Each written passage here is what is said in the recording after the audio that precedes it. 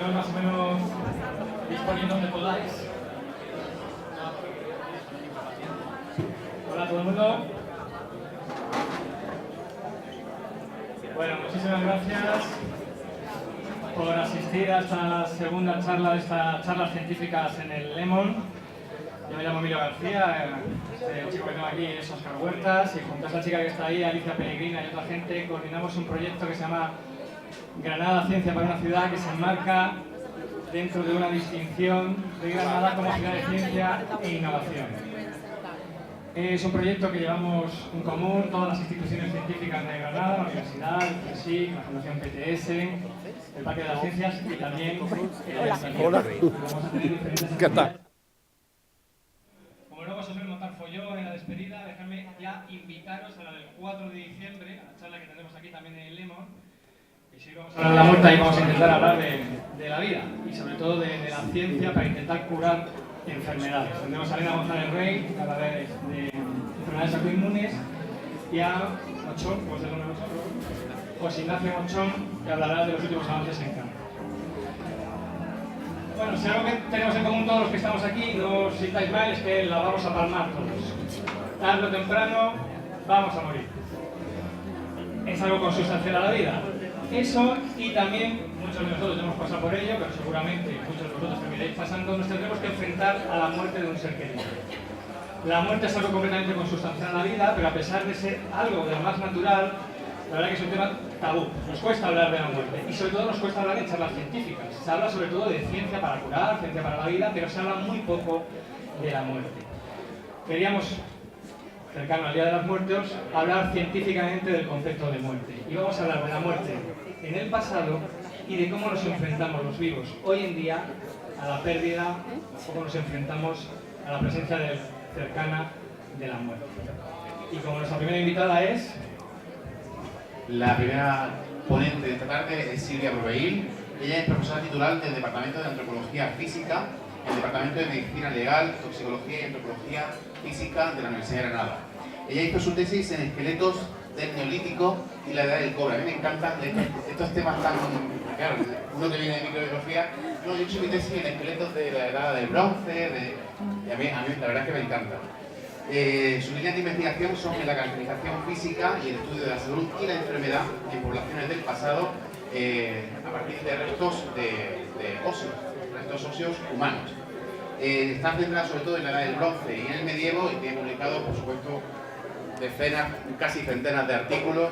Tiene 2 libros publicados, 44 capítulos de libros y es una profesora excelente. Yo la conocí en la asignatura de Antropología Física, en Biología, y me estaba contando que tiene en varias licenciaturas, en máster. De hecho, acaba de venir de dar clase. Así que os pido un fuerte aplauso para Silvia.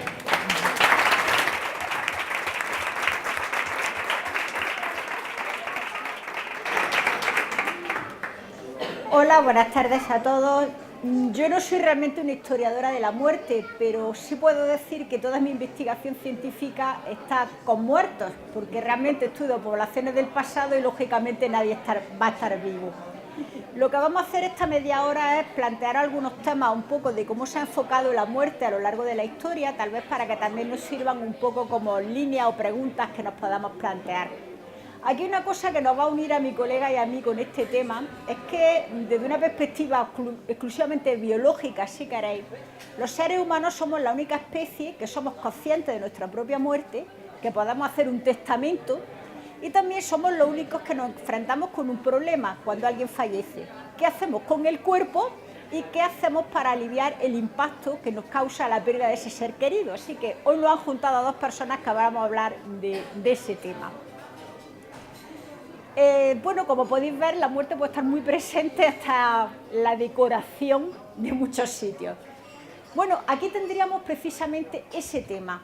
Tenemos uno de los enterramientos más antiguos que conocemos. Es un individuo neandertal de la cueva de Shanidar en Irak, que lo enterraron hace 60.000 años y lo enterraron con flores. Así que tenemos un elemento precioso, se descubrió el polen de esas flores, para ver que ya hace 60.000 años nos encontrábamos con ese tema de la muerte y del duelo juntos en estos grupos que son los neandertales.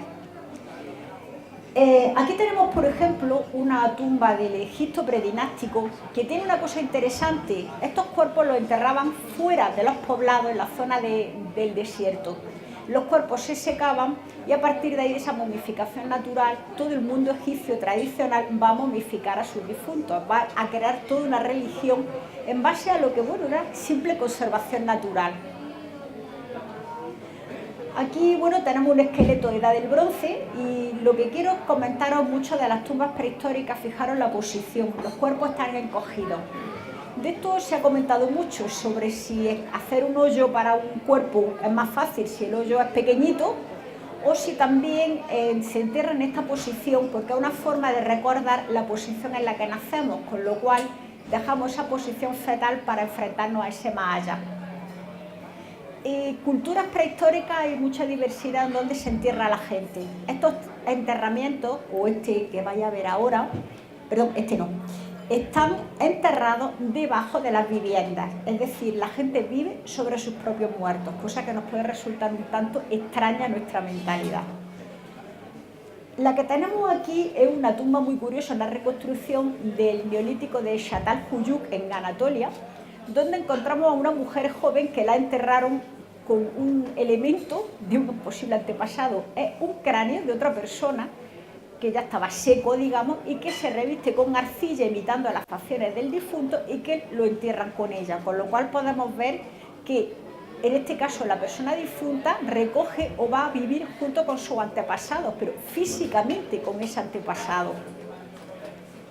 Otro enterramiento, este de aquí de la provincia de Granada, de Galera, son enterramientos dobles. La cultura de Largar entierran debajo de sus casas, pero escasamente a medio metro por debajo de los vivos. Y es curioso, los enterramientos dobles nos llevan a pensar que es una sociedad basada en parejas monogámicas, porque cuando fallece un miembro de la pareja lo entierran, cuando fallece el otro amontonan los huesos del primero y entierran al segundo. Y salvo dos casos, siempre son un hombre y una mujer. Por eso pensamos esta posibilidad de familia monogámica. En otras ocasiones hay un enterramiento doble, donde los dos difuntos fallecieron a la vez. Son una chica de 15 años y un chico de 17 y posiblemente alguna enfermedad infecciosa fuera la causa de su fallecimiento. Es una tumba muy rica, con un ajuar funerario, con piezas metálicas, objetos de cerámica, restos de comida para ese más allá que podían esperar. Y vuelvo a deciros, viven debajo o encima justo de sus muertos. Luego vamos a dar un salto a lo que ya nos pueda conocer más, el mundo medieval cristiano.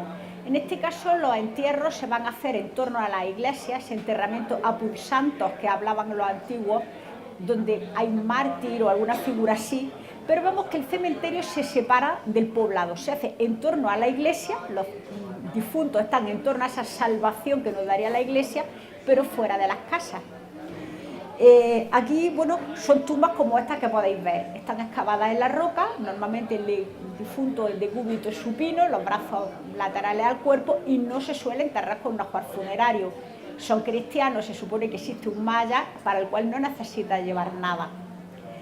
Una cosa, aunque sea parecida, la podemos ver también en el otro gran grupo religioso que vamos a tener medieval en la península, en este caso aquí en Granada, el cementerio medieval, enterramientos musulmanes, donde tampoco se va a utilizar ajuar funerario, los cuerpos se ponen estirados mirando hacia la Meca y volvemos también a ver que se hace fuera del entorno urbano. Entonces encontramos prehistóricos, entierran debajo de las casas, después nosotros enterramos fuera de las casas. En algunas ocasiones después la muerte empieza a convertirse en algo totalmente cotidiano y podemos encontrar una capilla como esta que habéis visto donde los huesos están visibles. La muerte se forma parte de la vida y hay momentos culturales donde la muerte es como un elemento más, es decir, la gente está acostumbrada. Tenemos esa frase propia de la iglesia de polvo eres y en polvo te convertirás, así que ten presente la muerte, que cuídate, sé bueno, que si no te puedes parar el infierno. Así que la muerte se hace como una cosa muy cotidiana en la vida diaria. Cotidianidad que podemos tener, por ejemplo, en este cuadro que es curioso del pintor italiano Carpaccio, un entierro de Cristo, pero si os fijáis nos representa el entierro de Cristo en un cementerio de la época.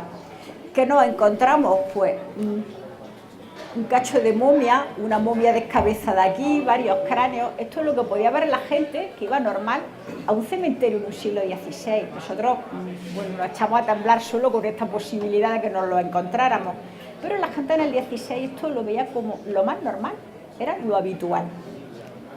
Ahora os voy a traer un poco de otras relaciones cuando la muerte la ligábamos a algo importante, sobre todo lo que fue la peste negra. Fue la gran asesina de la historia de la humanidad, porque ha sido la cosa que más seres humanos porcentualmente ha matado, y se convierte en una cosa a la que todo el mundo le va a tener pánico atroz. La gente, vale, puede morir, pero la peste te podía pillar de golpe, como veis estas imágenes, que alguien justo estaban enterrando a un difunto y uno de los enterradores caía fulminado por la muerte. Entonces podía ser que no te diera margen de poderte confesar, que era lo que se pensaba. Entonces era una muerte repentina, un castigo de Dios por nuestros pecados, que llegaban a decir los curas del momento. Y es que era una cosa como tenemos esta representación medieval, no dan abasto a fabricar ataúdes, es decir, una cosa, nunca mejor dicho, dantesca. Pero es que la muerte igualaba a todos. Tenemos estas imágenes también medievales donde vemos que bailan con los muertos el rey, el emperador, el papa, el carnicero, el carpintero, cualquiera. La muerte nos iguala a todos. Y en ese momento nadie se escapaba. Entonces llegaba la peste y era la gran asesina. Pero esto es lo que nos puede dar a nosotros, dentro de la antropología, los enterramientos típicos, bueno, asardinados, vamos a decirlo así, porque incluso en la peste de Florencia, en la que Boccaccio escribe su Decamerón, nos cuenta que enterraban a los difuntos como las lasañas, por capas. Es decir, pensad que hubo ciudades que perdieron el 90% de sus habitantes. Así que la cosa se decía rápido. Otra cosa que la muerte ha sido un impacto diferente son las guerras. ¿Cómo se tratan las guerras? En este caso tenemos una fosa en Kaliningrado, correspondiente a la retirada de Napoleón de la Gran Armée, cuando el famoso general invierno ruso acabó con el ejército de Napoleón. ¿Cómo se entierran a los soldados que van cayendo muertos? Pues una fosa, ahí como nos pilla, no hace falta que os diga si los enterrados son los vencedores o los vencidos. Vamos, es obvio que no hay precisamente un cariñito, vamos a decir, como enterramos a estos soldados. En ese momento, los quitamos de en medio porque hay que quitarlos de en medio y ya está. Otro extremo lo podemos tener en los famosos cementerios de la Primera Guerra Mundial. En este caso tenemos estas tumbas todas organizadas, todo visible, recuerdo a la historia, en muchas ocasiones porque fue imposible devolver los restos. Entonces, donde fue cayendo la gente, se hacen estos cementerios que se convierten en monumentos hoy día visitables, turísticos. Nunca se nos ocurriría a lo mejor ver el cementerio de una ciudad, sin embargo, sí vemos un cementerio de estos históricos. Otro tema del que os quería hablar un poco es cómo se ha visto la visión de la muerte infantil. Los niños, nosotros nunca hablamos de la muerte de los niños, porque los niños no se mueren, es rarísimo. Sin embargo, plantearos que hasta bien avanzado el siglo XIX, incluso en algunos puntos bien avanzado el XX, en Europa occidental, la mitad de los niños que nacían fallecían antes de cumplir los 8 años. Así que la muerte de los niños era una cosa como muy asumida. Esta imagen que tenéis aquí de un cementerio medieval en la provincia de Burgos, que son tumbas excavadas en roca, y fijaros cómo tenemos a la derecha la tumba de un adulto, pero aquí tenemos distintas tumbas de tamaño infantil y si os fijáis hasta una de tamaño de un recién nacido. Se les entierra, se les da un valor, pero son algo como que no se establece un duelo por ellos. Los niños fallecen y va a ser siempre una de la inmensa mayoría de esqueletos que encontramos en excavaciones arqueológicas, restos infantiles. Son los que no han podido sobrevivir a todos los grandes problemas de salud que podía haber en la infancia. Ahora, a veces nos encontramos que la muerte infantil se camufla y se intenta darle un componente festivo.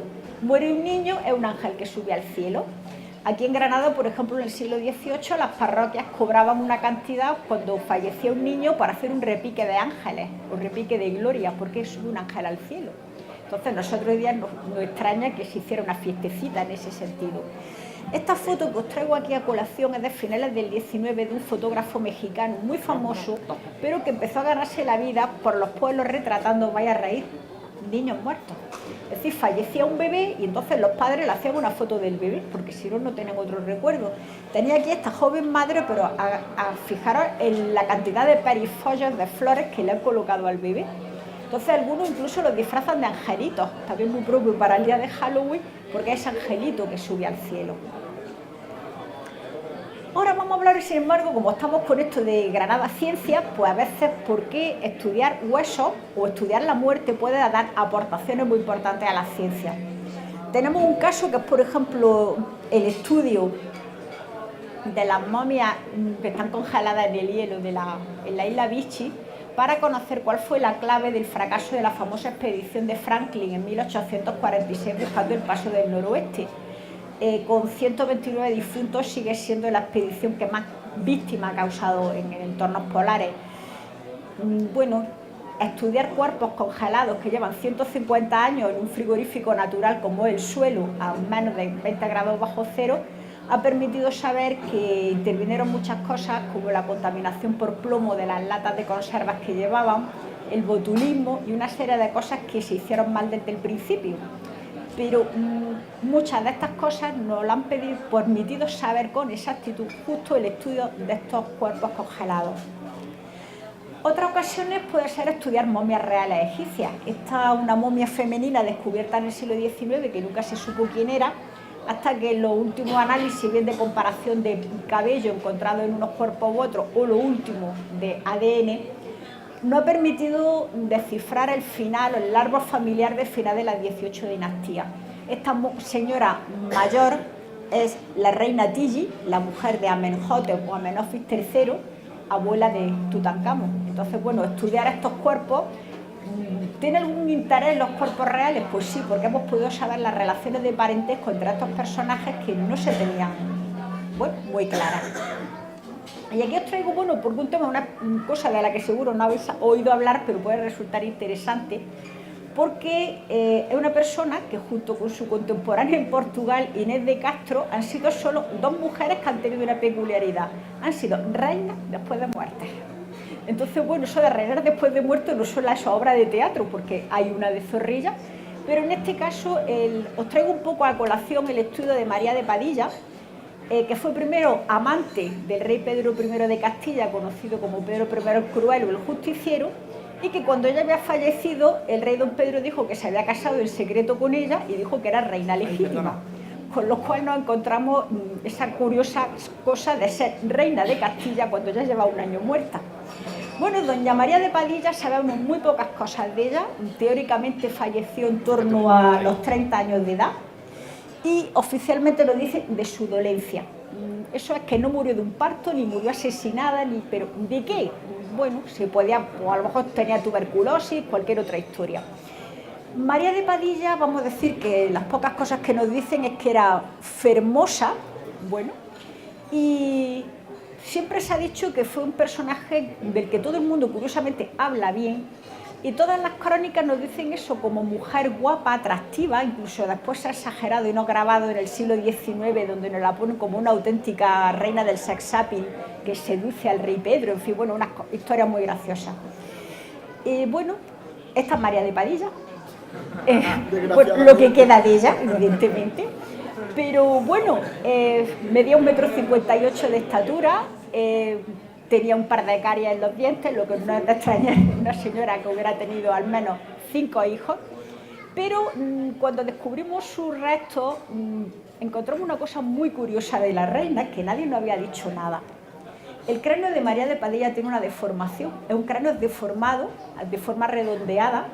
Posiblemente ella, bueno, nació en Astudillo, en Palencia, y debió nacer en invierno, en una época en la que hacía mucho frío, y alguna nodriza o quien fuera le colocó un gorrito muy apretado que se hacía en la época antigua para que a los niños no se le enfriaran las fontanelas, y cuando quisieron echar cuenta, a la niña le habían empezado a deformar la cabeza.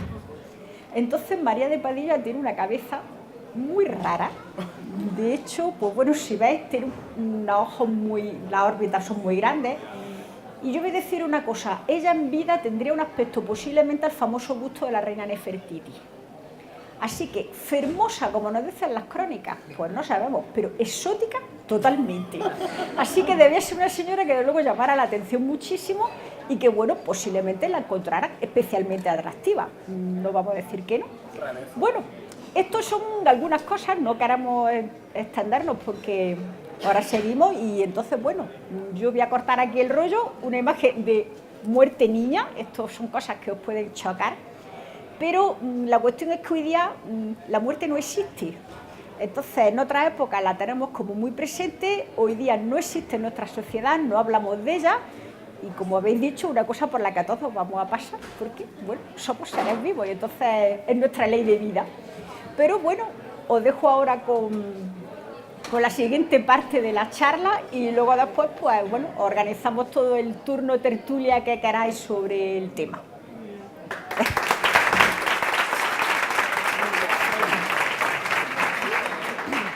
Muchísimas gracias, Silvia.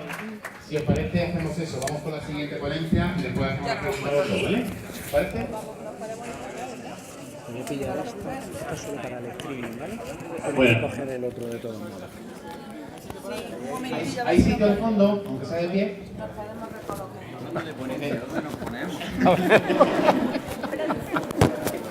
Bueno.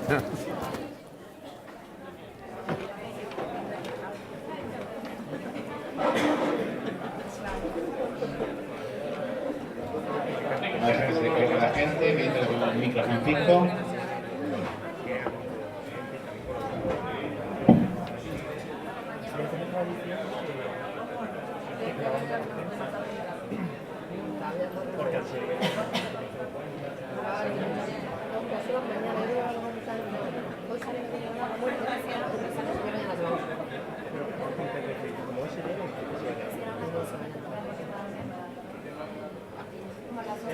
Hola, se me había olvidado decir que lo estamos retransmitiendo por Facebook y grabando gracias a la gente del Debate. Lo digo por si alguno no debería estar aquí, ¿vale? Que se estaba viendo por internet. Ya está, que lo sepáis, que luego no me digáis nada, ¿vale? Bueno, antes de seguir, hola cariño. Francisco Cruz Quintana es catedrático de Psicología del Departamento de Personalidad, Evaluación y Tratamiento Psicológico de la Universidad de Granada. Él es especialista en Psicología Clínica y acreditado en Psico-Oncología y en Cuidados Paliativos. Ahora te preguntaremos lo que es eso, ¿vale? Yo me hago una idea, pero ahora te lo preguntaremos. Es director del Grupo de Aspectos Psicosociales y Transculturales de la Salud y de la Enfermedad, y su línea de investigación son principalmente el neurodesarrollo y la atención temprana en niños en situación de riesgo biológico, psicológico y social, y procesos del fin de la vida y de evaluación e intervención en duelo, que yo creo que es el tema del que nos va a hablar esta tarde. Tiene cientos de publicaciones, ha dirigido tesis, en fin. No hace falta que os digamos que cuando alguien llega a ser catedrático tiene un gran trabajo a sus espaldas, así que os dejo con la gran experiencia de Francisco. Bienvenido. Gracias. Bueno, pues yo voy a continuar, ¿no?, entrando por otro lado, aunque vamos a partir del mismo sitio, ¿no? Es decir, hablar de la muerte es hablar de la vida, hablar de la vida. Y es muy importante situarlo en el contexto de la vida, ¿no?, porque sabéis que es muy importante situar, al menos en nuestras sociedades, cómo morimos. Y la verdad es que actualmente morir no morimos muy bien, Y eso es muy importante en el punto donde la muerte la podemos enfocar de varias maneras. O bien la podemos situar como un concepto abstracto y hablar de la muerte, o bien podemos necesariamente, que es el punto que yo voy a tomar, hablar del morir. Y en ese sentido abrimos otro espacio de trabajo que es el proceso de morir, por el cual cualquier persona está pasando ahora mismo en muchos lugares de este país y de las sociedades occidentales, que es donde yo me voy a situar, y algún día nosotros seremos ese otro que se muere, ¿de acuerdo? Con lo cual sería muy importante situar este tipo de cuestiones porque hay que prepararse para ello en la medida de lo posible, ¿de acuerdo? Por tanto, desde el punto de vista del proceso de morir es donde me voy a situar. Como ha dicho mi compañera, desde el punto de vista del proceso, la muerte siempre es un proceso individual y subjetivo. Conviene que estemos acompañados, pero no siempre es así. Y siempre morimos solos, aunque no es conveniente morir en soledad, que es muy diferente, ¿vale? Pero es un proceso individual. Y ese proceso individual depende de muchas circunstancias. Circunstancias que tienen que ver con la biografía particular que tenemos, circunstancias de cómo percibimos ese momento, circunstancias sociales y circunstancias culturales. No se vive el proceso de morir de la misma manera en Occidente que, por ejemplo, en Oriente o en otro tipo de culturas. El significado que se le da es diferente. Y de cómo ocurra. No es lo mismo morir repentinamente donde no se espera que morir después de un proceso largo de enfermedad donde podemos anticipar ya un proceso y un final. El cómo ocurra en la muerte también va a ser muy determinante para los efectos que eso va a tener en los que quedan, que es el caso que vamos a trabajar, que es el duelo. Como ha dicho mi compañera, lo habitual en nuestra cultura es que la muerte no se habla de ella. O por lo menos es de mal gusto hablar en las conversaciones. Es mejor hablar de humor, o cuando nos acercamos al tema de la muerte nos acercamos bajo la vía del humor, que también es una manera adecuada de poder acercarse a una realidad que es un real bastante dramático en principio. Pero es verdad que las actitudes más habituales son las actitudes de negar o, por ejemplo, olvidar el hecho de que la muerte existe como presente.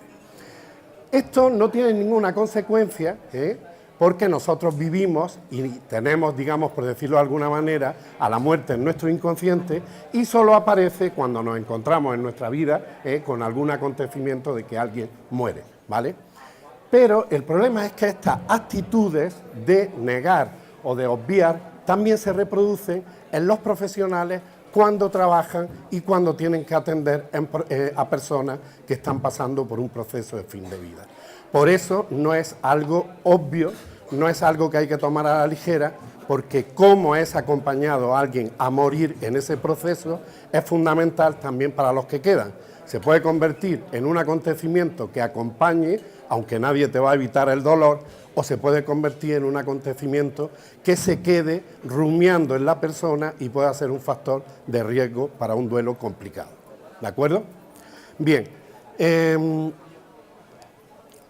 Algunos de los efectos de la negación es esto que os estoy diciendo. En la práctica clínica se puede obviar este tipo de cuestiones. Hay muchos profesionales que no quieren hablar con las familias o con los pacientes, ¿no?, de qué es lo que está pasando, y este tipo de cosas tiene consecuencias respecto a que el proceso de morir y el acompañamiento en el mismo no se produzca en los índices o en los estándares de calidad y de dignidad que tiene que tener el proceso final de la biografía de alguien.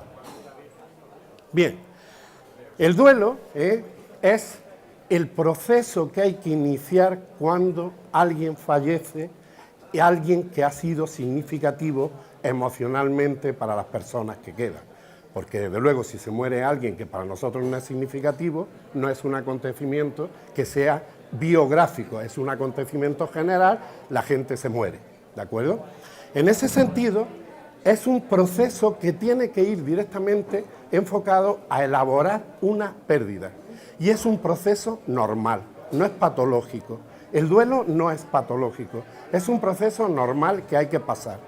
Otra cosa es lo que hacemos con las personas que están en proceso de duelo, que estamos siempre metiéndole prisa para que salgan lo antes posible, sin darle tiempo a hacer de esa experiencia una experiencia que les salga más fortalecido en ese punto.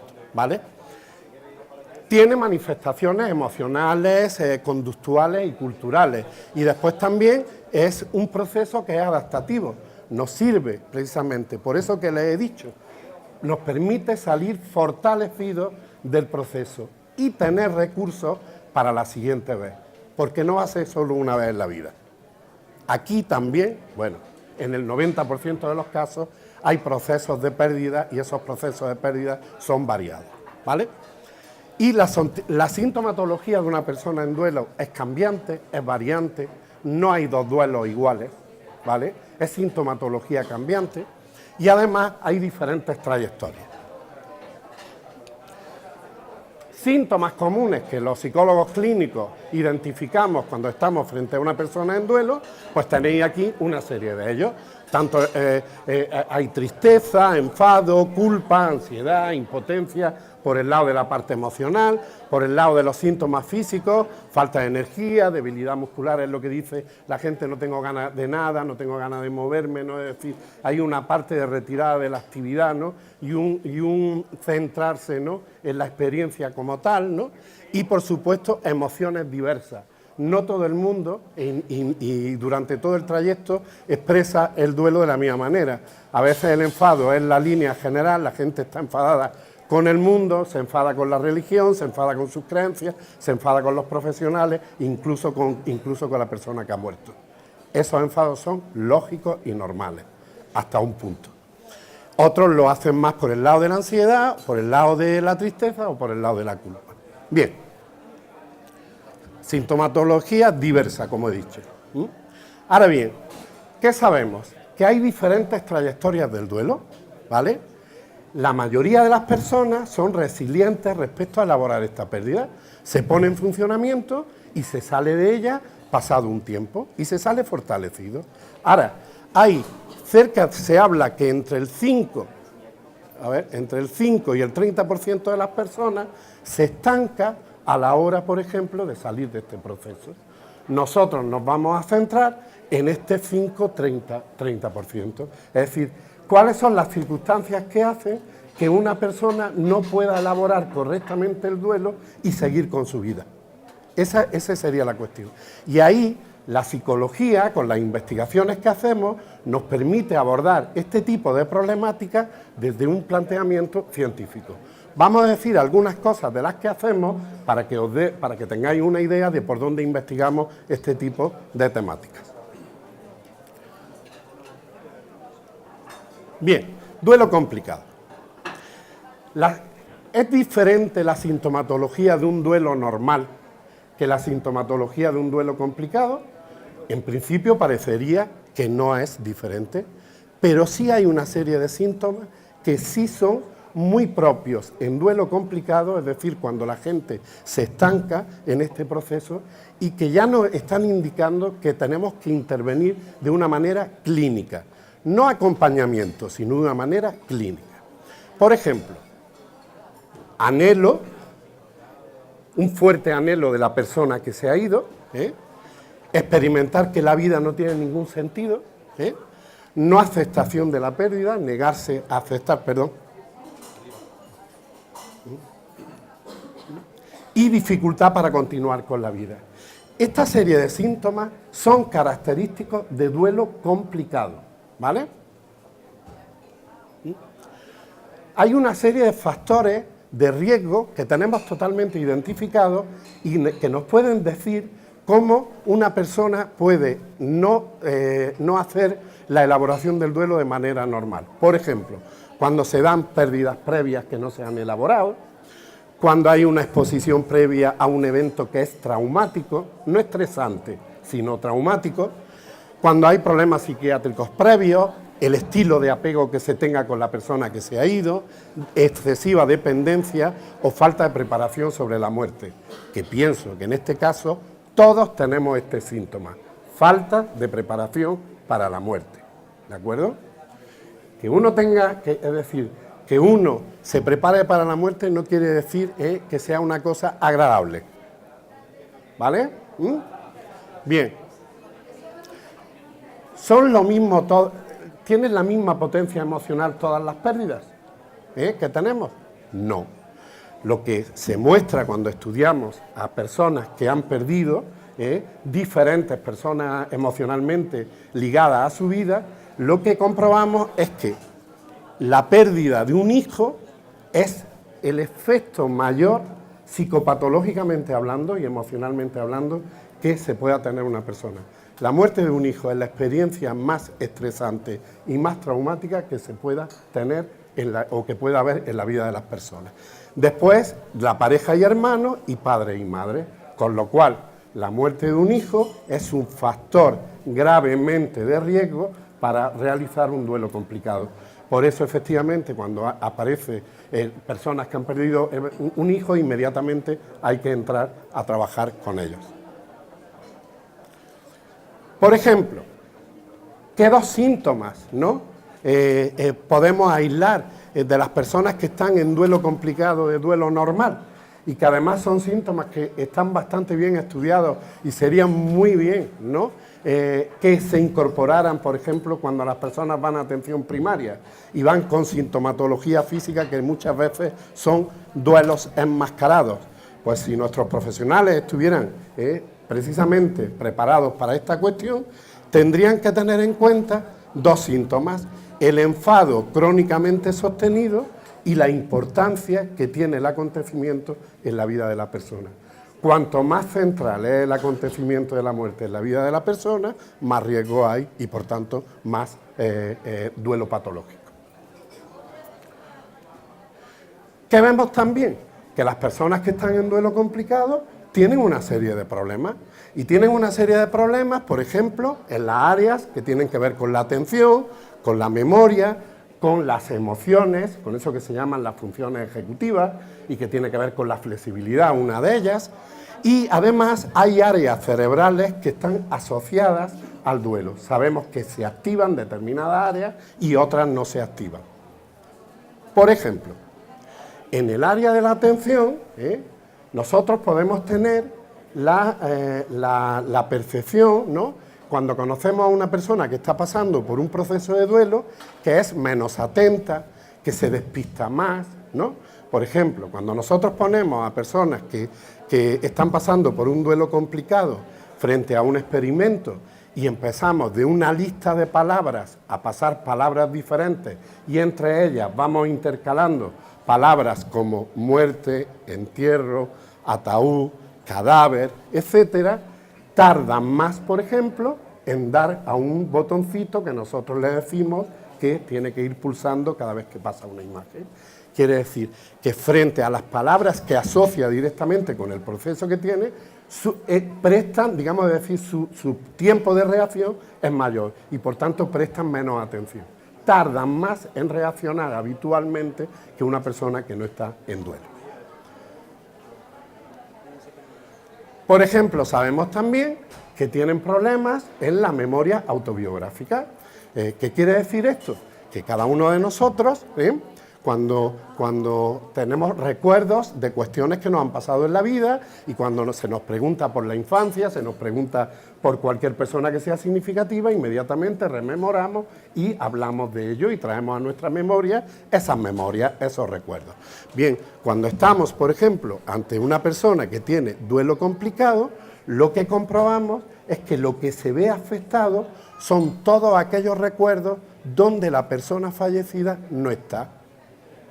Es decir, se recuerda con detalle todo lo que tiene que ver con el fallecido, pero se desdibuja el resto. Por eso, efectivamente, el problema a la hora de intervenir en duelo complicado no es directamente intervenir por la atención al fallecido, sino porque se desdibuja el resto, ¿vale? Hay una dificultad para recordar cómo era la vida cuando esa persona no estaba, ¿de acuerdo? Bien. Por ejemplo, también sabemos que cuando nosotros pasamos pruebas neuropsicológicas a pacientes o a personas que están en duelo complicado, sabemos también que aquellas personas que son menos flexibles tienen mayores problemas de sintomatología. Quiere decir que la flexibilidad emocional es digamos, un elemento que puede estar, ¿no?, mediando el que una persona salga antes o después de un proceso de duelo complicado. Señores, ser flexible emocionalmente hablando es bueno para todos. No solo hay personas que están en duelo. Las personas que son muy rígidas y las personas que son cognitivamente, dicen que son flexibles, pero emocionalmente no lo son o no se comportan como tal, son personas que tienen más problemas, por ejemplo, para aceptar eso que se llama la tolerancia a la frustración. Bien.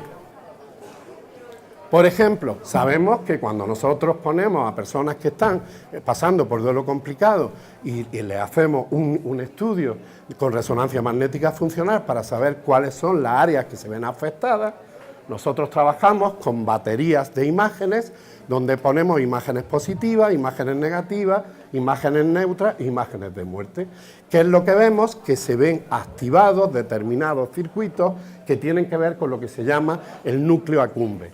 El núcleo accumbens, para la gente que no está familiarizada con esto, está dentro de lo que es los circuitos cerebrales que tienen que ver con lo que es todo el sistema de recompensa, ¿no? ¿Qué quiere decir esto? ¿Qué quiere decir esto? Que las personas que están en duelo complicado, ¿no?, se activan aquellas zonas que son muy parecidas a las que se activan en las personas que tienen problemas de adicción. Es decir, es el mismo circuito el que estaría en juego en las personas con adicción que en las personas con duelo complicado. Esto no nos tiene que resultar muy chocante. ¿Por qué? Porque son efectivamente los mismos circuitos. Pero si nosotros vemos y cómo el anhelo por la persona que se ha ido es uno de los síntomas más potentes que vemos en duelo complicado, es como si la persona, y esto es metafórico, es como si la persona en duelo complicado necesita a la persona que se ha ido como el drogadicto a su droga. Por eso, en ese sentido, estarían los mismos circuitos en jaque. Bien, desde el lado del reconocimiento de emociones, etcétera, también trabajamos, ¿no?, con una serie de baterías de imágenes, como he dicho antes, y lo que vemos, por ejemplo, es que las personas que están en duelo complicado valoran las imágenes negativas como más negativas y las positivas también como negativas. ¿Qué quiere decir esto? Que todo el circuito que tiene que ver, por eso una de las sintomatologías que aparece en duelo complicado es la tristeza. Es decir, las personas perciben los estímulos que les mostramos siempre de una manera mucho más negativa que, por ejemplo, los que están en duelo normal o las personas que no están en duelo. Bien, tienen mucha más sintomatología, por supuesto, y además también las personas que están en duelo complicado, cuando trabajamos la relación de su problemática con eso que se llama las funciones ejecutivas, lo que vemos es que son personas que tienen más problemas a la hora, por ejemplo, de resolver problemas o toma de decisiones cuando en un momento determinado nosotros les planteamos actividades donde tienen que tomar decisiones, ¿de acuerdo? El área de la toma de decisiones es un área que se ve afectada en personas con duelo complicado. Es eso que se dice habitualmente o que escuchamos habitualmente, no sé qué hacer, no puedo tomar ninguna decisión, o también una de las cuestiones que los psicólogos clínicos recomendamos y sabemos perfectamente es que cuando se está en duelo complicado mejor es no tomar ninguna decisión, que sea arriesgada o que sea de ruptura total con lo que se tenía antes. Bien, ¿para qué sirve todo esto? Aparte de para que veáis cómo en un momento determinado nosotros trabajamos científicamente el tema del duelo. Pues señores, si nosotros sabemos estas cuestiones, esto nos puede ajustar más al modo de tratar a las personas que están pasando por estas problemáticas y nos ajusta muchísimo en qué tipo de tratamientos son los que tenemos que realizar con ellos, ¿vale? ¿Qué sabemos respecto a estas cuestiones de los tratamientos en duelo? Pues lo que sabemos es que cuando se está en un duelo normal, la intervención psicológica no es conveniente. Lo voy a decir otra vez. Es decir, se trata de permitir un proceso de elaboración de una pérdida. Eso no es grato, no es fácil, y hay que darse tiempo subjetivo a poder separarse emocionalmente de la persona que se ha ido. ¿Para qué? Para que eso no sea algo complejo que está presente en tu vida y que te impide vivir y retomar, ¿no?, de una manera adecuada. Por tanto, intervenir en duelo normal no es adecuado. Una cosa es que podamos asesorar, otra cosa es que podamos acompañar, otra cosa es que podamos en un momento determinado informar, pero intervenir como si fuera algo patológico es totalmente inconveniente. El duelo no es patológico, es un proceso normal. Y después está el capitalismo, que te dice 6 meses y a producir otra vez. Eso está muy bien, ¿de acuerdo? Pero lo emocional no funciona con arreglo a lo que es el trabajo. Esto hay que tenerlo en cuenta. El duelo es de riesgo, puede haber un cierto beneficio si se interviene y desde luego en duelo complicado hay que intervenir necesariamente, ¿de acuerdo? No se recomiendan las intervenciones formales o estructurales en el duelo normal, y en el duelo normal se recomienda siempre información y lo que os he dicho, asesoramiento y acompañamiento y apoyo. Si se tiene apoyo social, eso ya es un buen recurso para efectivamente... por supuesto, siempre hay que tener en cuenta que cuando se está hablando de un tratamiento en duelo complicado, siempre tiene que ser realizado por un profesional que sea especialista en el tema. No sirve cualquier tipo de intervención, señores. Y eso lo sabemos ajustadamente. No se puede intervenir con las personas en duelo que están pasando de cualquier manera. Y menos decirle cosas como esta. Ánimo, que ya verás cómo vas a salir de esto. Eso es lo más contraproducente que se le puede decir a una persona que está en proceso de duelo. Y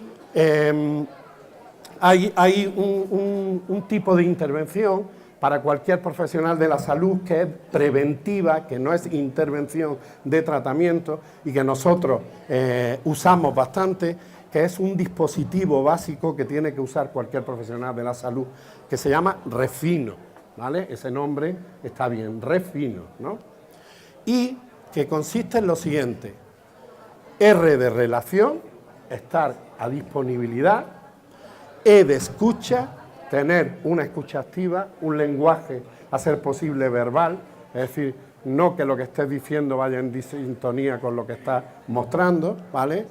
F de facilitar, permitir la expresión emocional, y cuando se permite la expresión emocional, el profesional o quien esté allí tiene que estar dispuesto a acompañar el tipo de emoción que aparece, y no siempre aparece el llanto, que parecería que es lo más fácil, ¿de acuerdo? Informar, informar al otro de los procesos normales de duelo, siempre acompañarlo, normalizar las experiencias que se están teniendo. A veces las personas en duelo plantean que sí, lo que les está pasando, están sintiendo es algo normal, sobre todo cuando tenemos procesos de mucha culpa. Hay que normalizar esas expresiones y siempre orientar, por supuesto. Bien, para concluir, ¿no?, hay que probar si las intervenciones que realizamos son eficaces y poner en marcha programas preventivos desde la escuela. Una de las maneras para, precisamente, que los temas del duelo no sean problemas o complejos después en nuestra vida es precisamente realizando una educación preventiva, por ejemplo, en temáticas que tienen que ver con la muerte. ¿De acuerdo? Los niños, a pesar de que pensemos lo contrario, se relacionan con la muerte de una manera mucho más natural que los adultos, en ese sentido. Las intervenciones con personas en duelo no se improvisan, esto es fundamental.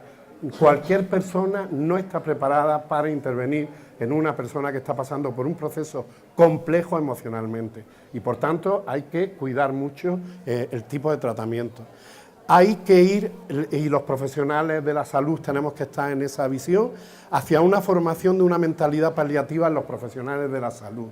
Está muy bien que el próximo día tengáis aquí una charla sobre lo que mi compañero ha dicho que es la vida. Está muy bien curar, eso está muy bien y todos lo queremos, pero curar sin estar preparado para paliar cuando la curación no es posible, hay una pata que falla en ese sentido. Y eso redundaría en lo que es una muerte digna, evitar sufrimientos inútiles. Si un profesional está preparado en este tipo de cuestiones, vamos a evitar mucho sufrimiento. al paciente que se va, a la persona que se va y a la familia y a quien rodea en ese sentido. Y creo que con esto os voy a mostrar una serie de imágenes que espero, una serie de imágenes, esto no se debe hacer nunca, pero así, de esta manera. Pero os voy a mostrar una serie de imágenes, las miráis durante un momentito y pensar cuál de ellas o cuáles de ellas os resultan más desagradables.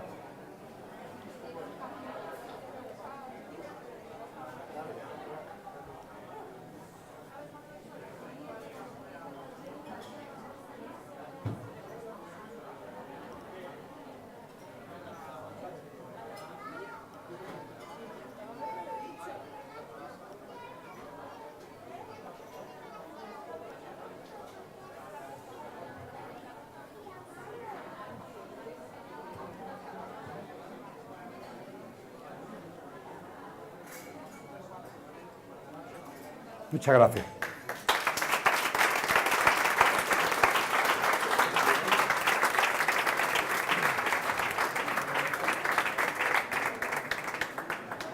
Agárrate los pies.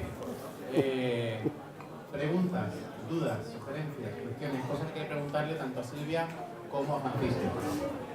Ahí te preguntan la percepción del rol en distintas áreas mundiales, es decir, el europeo percibe el rol de manera similar al americano, al nórdico, al sureño. ¿O al, perdón? No, simplemente comparativo a nivel cultural, se influencia a nivel cultural. La cultura, ¿no? Bueno, a nivel geográfico. Ah, vale. La cultura es fundamental para cómo se percibe el tema de la muerte. Efectivamente, no es lo mismo, ¿no? Que la cultura en la que estamos sea una cultura evitativa de estos temas, por tanto no nos preparamos y por tanto somos vulnerables, ¿no? Y no es lo mismo también lo que se te transmite en la familia acerca de estas cuestiones. Eso siempre influye. No tiene que ver con la situación geográfica, tiene que ver con la cultura donde vives, ¿vale? Entonces, un americano, respecto, por ejemplo, a un español, tendrá sus particularidades, ¿no?, respecto a lo que pueden ser los ritos y toda una serie de cuestiones que hay alrededor de la muerte, pero como sociedad occidental padecen de las mismas cuestiones. Ahora, no es lo mismo un hindú, por ejemplo, ¿no? Es decir, fíjate, por ejemplo, de las personas que necesitan, el último estudio que se ha hecho, ¿no?, en el mundo, de las personas que están en proceso de fin de vida y necesitan una intervención paliativa, no curativa, sino paliativa, ¿vale?, de 10 personas en el mundo que necesitan esa intervención, 9 no la reciben. Imagínate la de millones de personas que están en una situación de riesgo y donde la muerte es inhumana, por decirlo así. Entonces, dependiendo de la cultura, cómo se viva, ¿no? No sé, Silvia, si tú quieres decir algo respecto a lo cultural. ¿No? Por tanto, ¿qué aconsejan los especialistas para que nos preparemos para la muerte y cómo, por ejemplo, flexibilizamos nuestra mente, que ha sido destacado como un factor importante a la hora de estar preparado? Bueno, yo un poco volveremos con el tema de la cultura. Precisamente Francisco ha dicho que en nuestra sociedad el mayor duelo es la pérdida de un hijo. Pero ya habéis visto, como yo he puesto unas imágenes, que el duelo era la pérdida de un hijo si el hijo ya había cumplido los 8 o 9 años, cuando ya lo tenías como el elemento social. El niño pequeñito que fallecía, el bebé, sí, es triste, ha muerto un niño, pero ya habéis visto, lo paliábamos con esa cosa, el repique de ángel, un ángel sube al cielo. ¿Por qué? Porque era tan absolutamente normal que los niños pequeños fallecieran, que como que había una cierta forma de no volcar en un cariño total con esos niños, porque decía, no sé por dónde van a salir. Entonces todo depende, por supuesto, de la cultura donde los vivos comparten con los difuntos. Posiblemente esta gente tuviera mucho más asumido ese duelo porque el difunto formaba parte de la familia. En otros momentos, cuando lo alejamos, pues claro, si tenemos el entorno de que es una muerte esperada, ese duelo es fácil que pueda hablar él. Pero claro, en otras circunstancias muy complejo, nos encontraríamos cómo actúan en cada situación. Él lo ha planteado ahora, simplemente nuestro mundo actual depende de la cultura. Fijaros yo que os he traído una foto de hace 60.000 años, entonces volveremos con lo mismo. ¿Qué es lo que tenemos? Culturas diferentes, mentalidades diferentes, religiones diferentes, y todo eso lo hemos creado los seres humanos precisamente porque una de las cosas que todos tenemos es justo esto, enfrentarnos a un duelo. Entonces eso es una de las cosas también que curiosamente nos hace seres humanos. Bueno, yo te diría así, en plata, que no te tomes la vida muy en serio, ¿vale? Primera cuestión. Eso no quiere decir que no tengas que vivirla de manera responsable, ¿vale? Pero no te la tomes muy en serio, primera cuestión. Segunda cuestión, esto que te estoy diciendo se te va a olvidar rápidamente, porque los psicólogos sabemos de esto, ¿vale? Se te va a olvidar y vas a salir a la calle o te vas a dirigir rápidamente a tus amigos como si tuvieras toda la vida por delante. Porque el punto donde se parte a nivel de la conciencia es que uno es eterno. Aunque todos los días la experiencia te esté demostrando, ¿no?, que pierdes. Entonces, no te tomes la vida muy en serio, pero vive responsablemente.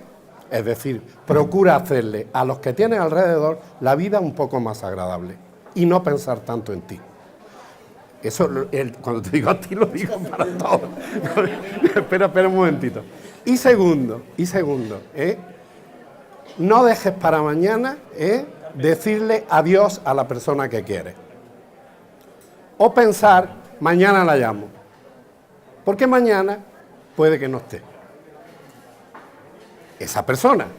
Y si tú te quedas, quizás si era algo importante que decirle, te quedarás con el remordimiento de por qué no lo habría llamado. Es decir, uno tiene que vivir, a ser posible, teniendo las cosas con los otros más o menos arregladas y, si es posible, más o menos haciendo, vuelvo a insistir esto, la vida más agradable, no usando al otro para... Entonces, ese tipo de cuestiones nos preparan para el tema, por ejemplo, de la muerte. Y hay otro tipo de cuestión que es fundamental, ¿vale? Es la prevención, y yo lo he dicho, es decir, trabajar desde las escuelas con los niños. El que se aparte a los niños de los ritos que tenemos sobre los duelos es un tema de ansiedad del adulto, no es del niño. El niño pregunta sobre este tema. Además, es crucial en un momento determinado de su desarrollo psicológico. El encontrar una pregunta a la cuestión de la muerte es fundamental para el desarrollo psicológico. Por lo que antes mi compañera empezó a decir eso. ¿Qué nos caracteriza respecto a otro tipo de especies? Que sepamos el tomar conciencia de que somos mortales y de que nos vamos a morir. Entonces los niños tienen que ir a los funerales y todo. Los niños tienen que ir a los funerales si antes les preguntamos si quieren ir a los funerales. Y que sea el niño quien nos oriente. Ahora, de entrada, plantear esa estrategia de ansiedad por parte del adulto proteccionista, de que no se hable del tema, bueno, a mí me parece que eso es hacer al niño vulnerable, pero el punto de partida es, vamos a preguntar al niño y vamos a considerar qué edad tiene. No es lo mismo cómo concibe la muerte un niño de 3 años que cómo la concibe un niño de 8, que tal. Pero el evitar la pregunta por la muerte, eso es tema de ansiedad y de tabú del adulto, porque el niño pregunta abiertamente. Y juega a ello. Basta ver cuántas veces, imaginativamente, cuando estás elaborando el tema de la muerte, cuántas veces se muere o a desaparecer. ¿Qué pensáis que es el juego de taparle al crío o de taparte tú? El empezar a hacerse con una cuestión que es fundamental, que es ¿qué haces con la ausencia? Esa es la cuestión. Bueno, no sé si... Yo por si acaso el vídeo te quiero. Te quiero mucho. Preguntar si sabéis algún estudio comparativo entre cómo hacer el proceso de duelo de las personas religiosas, me da igual la religión, que las personas ateas o no religiosas. ¿Es más complicado? ¿No lo es? No sé si se puede... Pegarme el micro, ¿puedes repetir? Sí. Lo que nosotros hemos trabajado en estas temáticas es que la persona que es muy religiosa se agarra a la religión para salir, y la persona que no es religiosa encuentra un sentido fortaleciéndose en ese proceso. Y no hay ningún problema, ni a una ni a otra. El tema es la posición intermedia. ¿Cuándo? ¿No? El agnosticismo. No el agnosticismo. Tendríamos que ver qué es el agnosticismo. Ya, No. Pero te quiero decir, es la persona, por ejemplo, que a veces sí, a veces cree, a veces no, esas personas sí sufren más. Pero la persona que es atea, elabora la muerte emocional, considera la muerte como un hecho biológico, y la persona que es creyente se agarra, y eso es un protector, una y otra, ¿vale? ¿Cuál es la cuestión que yo diría respecto a esto? Es que hay, si para una persona la religión es una vía de salida para elaborar el duelo, adelante. Y si una persona, efectivamente, es la vía del no creyente, ¿no? Y además está convencido de ello, eso es un protector. Vuelvo a insistirte, es la posición intermedia la que genera más ansiedad. Al menos eso es lo que nosotros te podemos decir a partir de los estudios que hemos hecho.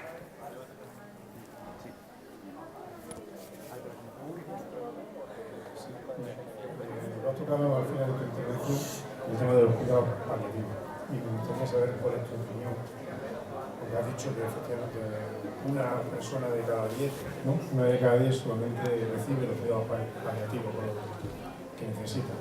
Pero los cuidados paliativos, yo se lo pregunto, ¿no? ¿Hasta qué nivel hay que llegar?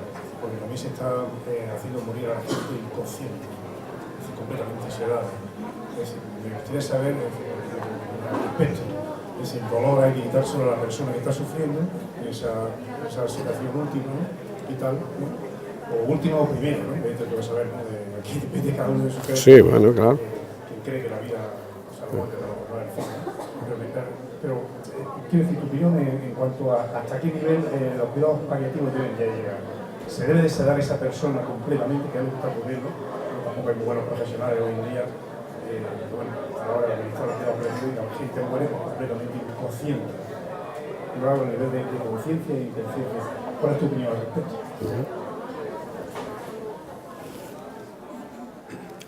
Bueno, yo creo que los cuidados paliativos, te voy a decir mi opinión, mi opinión, ¿no?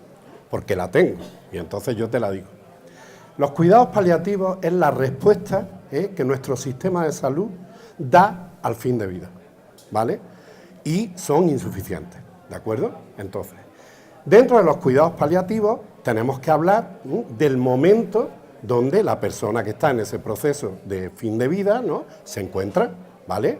Entonces, no es lo mismo que una intervención paliativa empiece con un buen diagnóstico de terminalidad y se pueda hacer un trabajo con la familia, con el propio paciente, etcétera, para que el acto sea de despedida y de acompañamiento, a que, por ejemplo, ¿no?, se confunda esta temática con el hecho de la agonía. Cuando una persona está agónica, efectivamente, hacerla sufrir innecesariamente, para eso hay una cuestión que es una intervención que evita el sufrimiento, ¿de acuerdo?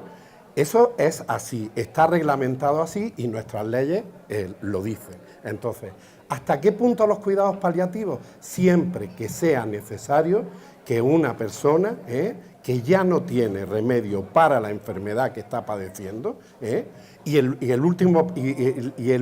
única alternativa que le queda es precisamente el hecho de la muerte, que sean tratamientos para evitar el sufrimiento innecesario. El momento de la agonía es algo muy complicado para las personas. Morirse no es fácil. Y las personas que hemos trabajado en estas temáticas lo sabemos. Morirse no es fácil. Si podemos efectivamente y tenemos medios, ¿no?, para aliviar el sufrimiento, se tienen que poner. ¿De acuerdo? Esa es mi opinión al respecto. Bueno, sí.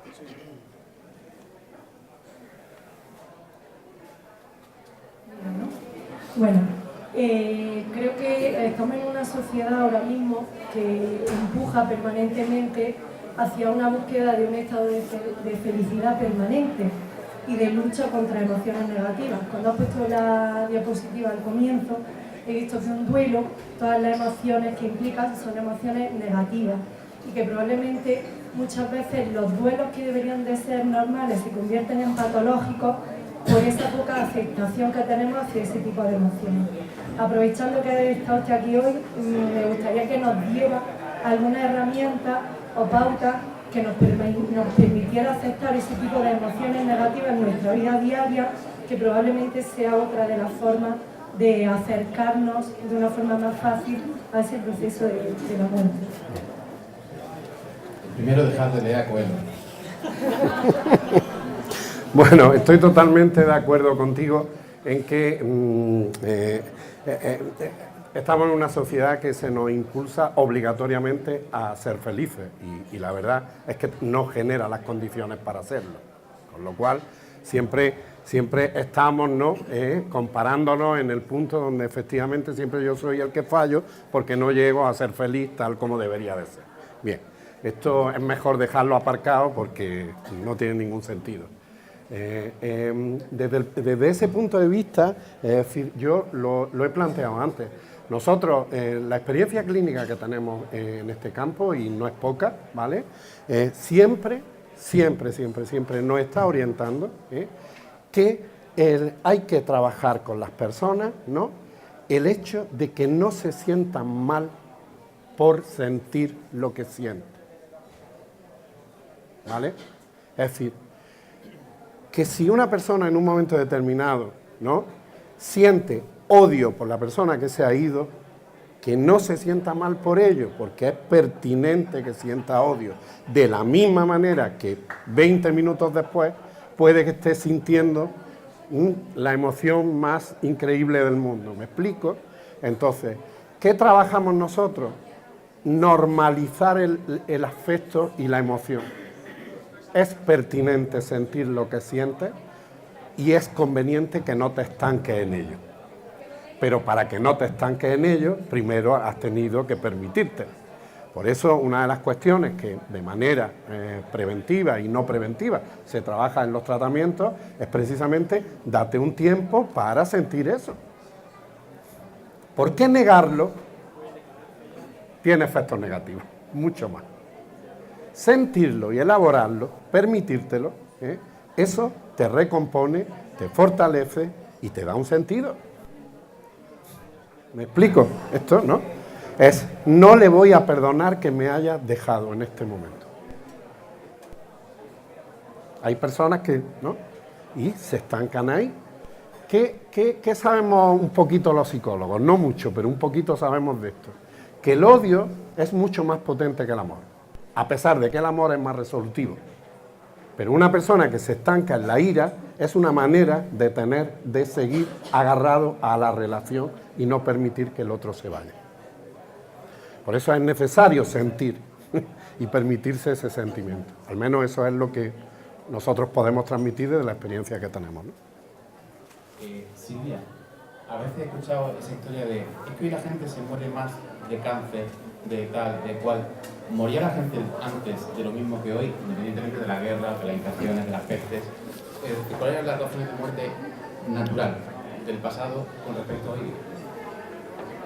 Bueno, vamos a decir una cosa, las causas de muerte han sido siempre las mismas. Lo que ocurre es que en una época unas son más frecuentes que otras. Hoy día, por ejemplo, morir de una infección nos resulta muy extraño, pero la infección ha sido la principal causa de muerte en lo largo de toda la historia. Ya que menciona el tema concreto del cáncer, me parece que el cáncer es una enfermedad de nuestra época. El cáncer ha existido siempre. Lo que ocurre es que la inmensa mayoría de los casos tumorales afecta sobre todo a personas que tienen más de 50 años. Y cuando hace épocas pasadas la esperanza media de vida al nacer era de escasamente 25 años comparado con los 80-82 que tenemos hoy día, vamos a decir que en una edad media, en una prehistoria, ¿cuántas personas pasaban de los 50 años? Entonces, claro, ¿podrá morir de un cáncer? Claro que sí. Lo que pasa es que la gente se moría antes de cualquier otra cosa. Que por otro lado pensamos también en nuestra sociedad, productos cancerígenos. Cancerígenos han existido siempre.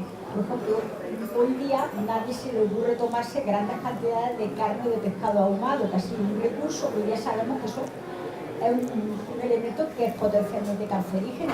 Sin embargo, cuéntaselo a los señores medievales del entorno del Báltico, o ahumaban la carne y el pescado o en invierno no tenían que comer.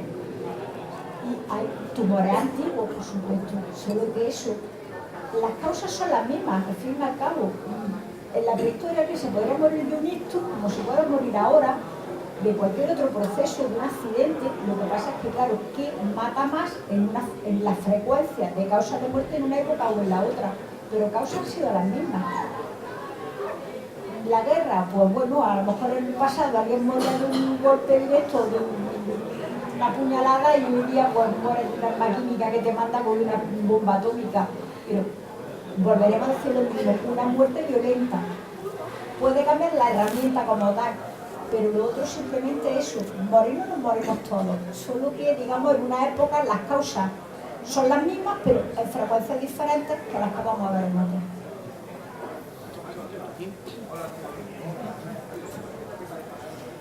Siguiendo con lo que decía Oscar, yo creo que me recuerda más que Paulo Coelho, me recuerda a la historia de Huxley, de Un Mundo Feliz, ¿no? Que nos dan soma para pasar el dolor.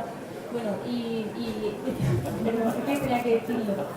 Y esta pregunta va para Silvia, porque has comentado que se han producido avances en técnicas de ADN o algo así, que permitieron establecer o clarificar las líneas genealógicas respecto a Tutankamón y tal.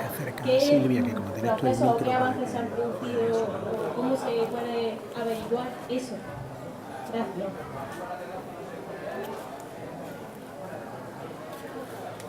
Bueno, tendríamos en primer lugar que podamos tener los cuerpos de esas personas, porque claro, había elementos históricos escritos. Lo que ocurre es que Tutankamón es el último de una dinastía, muere con 18 años de forma repentina, van a suceder dos faraones un poco de prisa y corriendo, y uno de ellos es un general militar que es Horemheb, el cual da un golpe de estado, establece la 19 y entonces como que borra muchas de las cosas que se saben de Tutankamón. Tutankamón, por otro lado, va a ser el que va a suceder al faraón hereje, a Akhenaton, del cual otro señor que va a ser como odiado y van a intentar posteriormente eliminar todo lo posible. Con lo cual nos encontramos que en una época en la que a lo mejor no había todos los recursos históricos que quisiéramos, no es como un Ramsés II que ha dejado escrito todo de él, mientras que los otros como que lo han escondido así de tapadillo, Tutankamón encima escondido, un poco enterrado de prisa y corriendo, con lo cual nos faltaban muchos elementos. Pero ha dado la suerte que se han podido descubrir varios cuerpos que en un momento no se sabía quién era. Pero, por ejemplo, teníamos claro el de Amenofis III, estaba con él. Esta señora, su mujer Tigi, pues no se sabía quién era. La Akhenaton no se sabía nada de dónde estaba. Estaba el famoso ataúd de la tumba KV55, esta extraña que nadie sabe. Y luego teníamos a Tutankamón. Bien, ahora han empezado a hacerse cosas. Tigi, curiosamente, se identificó primero por un rizo de pelo. En la tumba de Tutankamón había un ataúd en miniatura que conservaba un rizo de pelo, donde decía un rizo de nuestra muy amada y querida madre Tigi. Realmente era su abuela. Bueno, pues ese rizo coincidía exactamente en el tipo de pelo, los análisis histológicos con el de esta momia. Ahora ya ha sido tirar de ADN. Ha sido la suerte que se conservara bien, que han intervenido, bueno, los principales laboratorios del mundo. No olvidemos que esto da mucha prensa, mucho prestigio, que por ejemplo pues llevar un pack a la tumba del Valle de los Reyes, eso vale una pasta, pero claro, la empresa que lo hace sabe que sale su nombre a todos los documentales de National Geographic, y entonces eso pues es propaganda. Entonces ha sido cuestión simplemente de analizar ADN y no hemos llevado sorpresas. Por ejemplo, la primera fue cuando se estudió Amenofis III, sabemos que teóricamente podía ser el abuelo de Tutankamón. Comparten el cromosoma Y, lo cual dice que por lo menos tienen una relación de parentesco. Ahora, el ataúd de la tumba KV55 conservaba un esqueleto, y este esqueleto resulta que el ADN ha demostrado que tiene el mismo cromosoma Y, con lo cual se ha considerado que era Akhenaton. Entonces tendríamos el abuelo, el padre y el hijo. Luego, por línea femenina, hemos podido resolver otros temas. Se ha identificado ahora quién es la madre de Tutankamón, que la misteriosa quilla de la que podían hablar, era una momia que no sabemos cuál era, estaba justo acompañando a la reina Tigi, pero es que tiene el mismo delito contrario que Tutankamón. O era una hermana de él, o era una abuela, no, la abuela es Tigi, ¿quién es? Es su madre. Fallecida posiblemente por unos 18 o 19 años cuando posiblemente era Luisa Tutankamón. Todo esto, claro, requiere un estudio donde ha intervenido muchísima gente, pero claro, es porque también tenemos los elementos, tener estos cuerpos. Si no los estudiáramos, nos quedaremos con la entelequia. Bueno, vale, pudiera ser, como en otras ocasiones estamos, pero aquí ha sido una verdadera suerte que estas momias reales sí se conservaran. En otras ocasiones hay rollos dinásticos de otros países donde no hay forma, porque no tenemos esqueletos, no tenemos los elementos para poder estudiar. ¿Sería fulanito realmente el padre de Perenganito? Es que no tenemos ni uno ni otro. Entonces, si no hay esqueleto, no hay ADN, no tenemos ningún evidencia. Entonces, no nos podemos montar una historia cuando no tengamos esa evidencia. Vale, una pregunta más. Aquí. Fíjate un poco.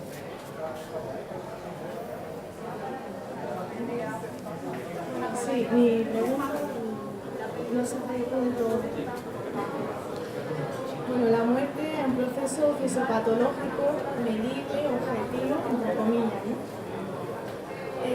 La pregunta más relacionada con si el ser humano tiene alguna capacidad o hay algún estudio que relacione la controlabilidad de la persona con el proceso o la aceleración de la muerte. La controlabilidad de la persona, ¿qué te refieres? ¿Al proceso de control que la propia persona puede tener? Porque bueno, en el hospital se dice, por ejemplo, que hay gente que tiene un proceso patológico grave, pues claro, realmente de forma objetiva se sabe que le poco que no va a salir vivo, ¿no?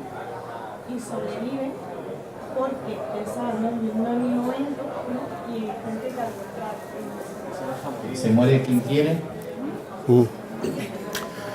Bueno, yo no lo sé si se muere. Yo no me quiero morir. Ahora sé que hay personas que sí lo desean y que lo desean por condiciones de enfermedad insostenible, ¿vale? Y no los dejan, ¿vale? Porque en nuestro país eso no puede ser, ¿vale? Por eso los cuidados paliativos no es la alternativa para todas las situaciones que hay en este momento. Otra cosa es que sea la que esté reconocida.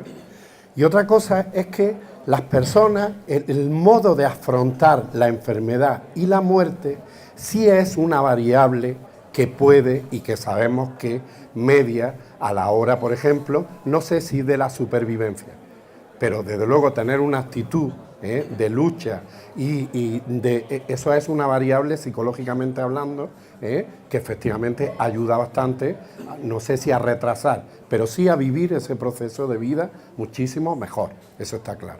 Entonces, yo escucho que tiene que ver con esto, es decir, escucho que tiene que ver con esto. Ahora, hay personas que son más resilientes, ¿no? Y hay personas que son más depresivas y tiran la toalla antes. ¿De acuerdo? Emocionalmente, y sabemos que hay perfiles de personalidad, al menos nosotros en psicología eso se estudia, que son variables a tener en cuenta a la hora, por ejemplo, de la supervivencia de una persona. Sobre todo esto se ha trabajado bastante en procesos oncológicos. ¿De acuerdo? ¿Vale?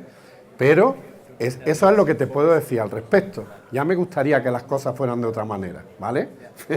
Pero lo que yo te puedo, desde el acercamiento que tenemos a esta temática, es esa. Las variables psicológicas son variables que son muy importantes y el modo de afrontar las cosas, ¿no? La enfermedad, el proceso de muerte, es muy importante, ¿vale?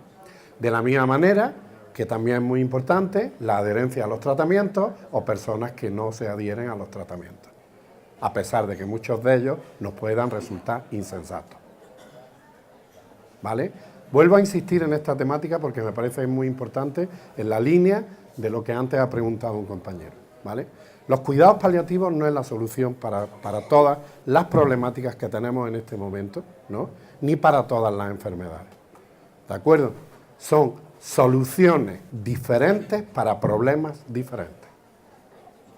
¿De acuerdo? Llevamos 2 horas hablando de la muerte, o sea... Bueno, de otras cosas también. Un fiestón esto, ¿no? Pues nadie se ha ido. Nadie se ha ido, ¿verdad? Va a la marcha, ¿eh? Bueno, desgraciadamente tenemos que cortar ya. Ya son las 9. Antes de darles un fuerte aplauso y agradecerles 3 cosas. 4 de diciembre hablaremos sobre el estado de la ciencia en la cura del cáncer y desvelaremos o desmontaremos un mito que parece ser que es verdad, que es que cuando estás depre te bajan las defensas. 2. Recordaros la web granadaciencia.es y las redes sociales, Twitter, Facebook e Instagram.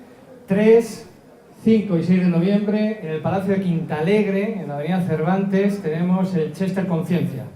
Vamos a juntar a 2 investigadores de su padre y de su madre en un sofá con un moderador a que se casquen, básicamente.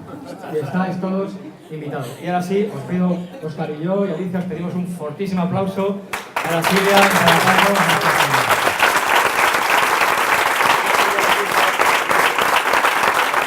Muy bien, Silvia. ¿Veas, Miguel?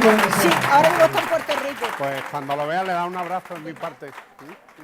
Sí.